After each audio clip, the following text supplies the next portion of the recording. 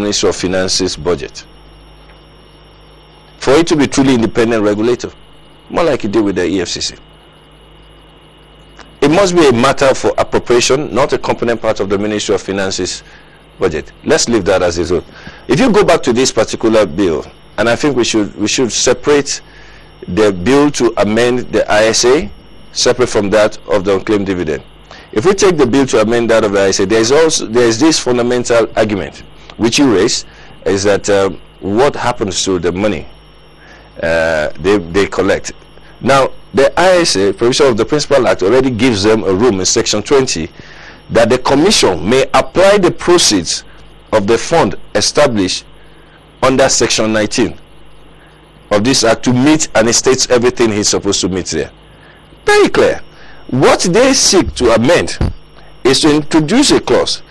They say the Commission shall, subject to the provisions of subsections 2, and what are they trying to do there is to address what we call this fundamental question of who do they report to. Do they get the appropriation from us, and as such we are the ones who have what you call oversight function over them? So if the National Assembly doesn't fund the SEC, why should Aruma Ote's SEC tell the National Assembly how he spends the money? Exactly.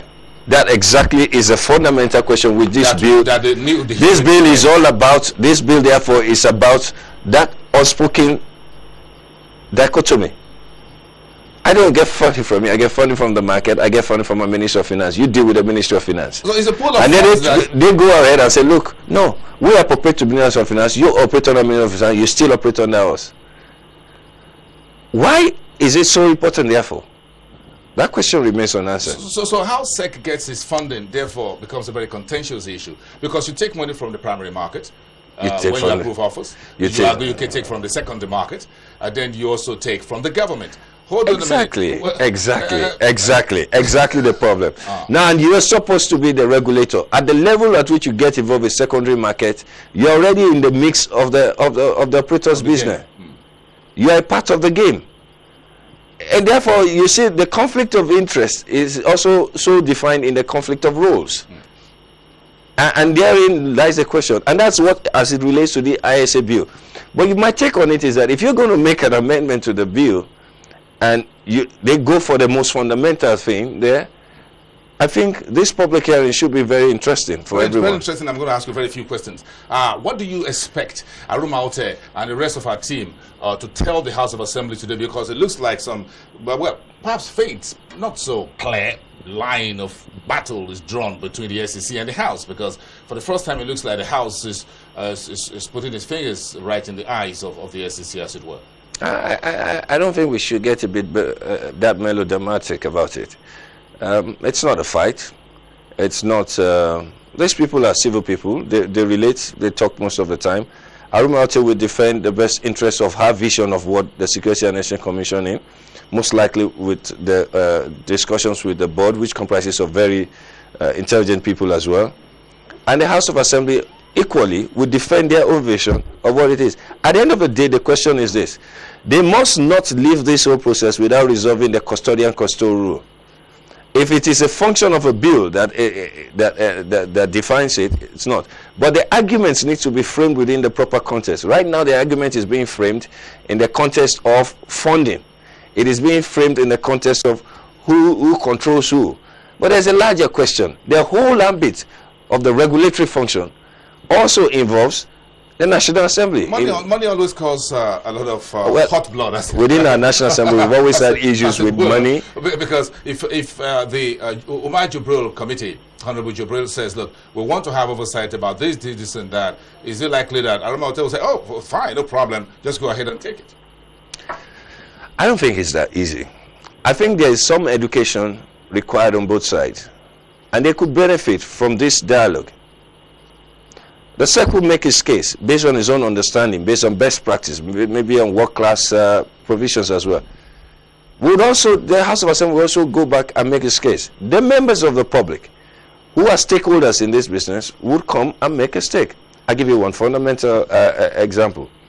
If you flip away from this issue of this ISA amendment in terms of finances and greater to ensure greater legislative oversight.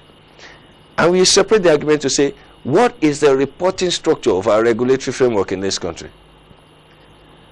You have a Ministry of Finance of a government who says it's deregulated. What is his role within the Securities and Exchange Commission? Do we have a similar type in the US or do we have it in the UK? No, it's a carryover from our past. We didn't have democracy then. We had it 8 years full-time and then we started the last 4. We're in the 13th year and we're in the 11th year. Now, part of the learning curve is to understand that there's a shift from the understanding we had before. Is that working?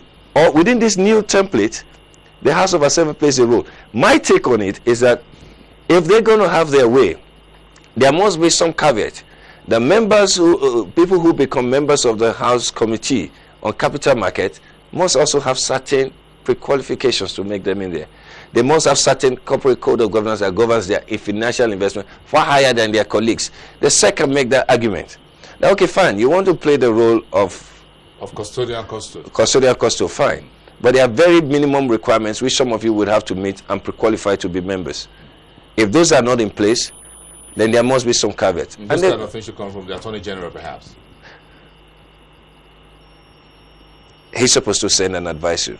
Yeah, perhaps it does an advisory and say, so you think there's a bigger question for the members of the House of There's a bigger question on both sides. The beneficiary of all this, which I think will be this market.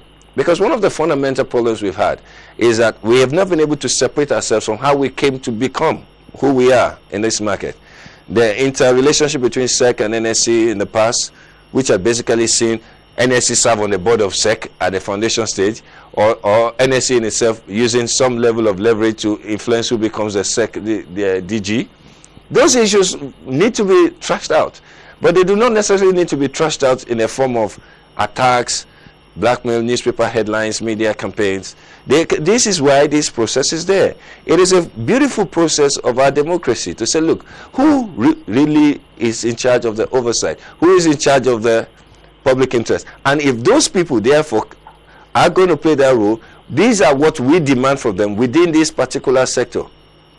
If the argument can be framed in that proper context, I'm sure we would get somewhere rather than this adversarial SEC versus House.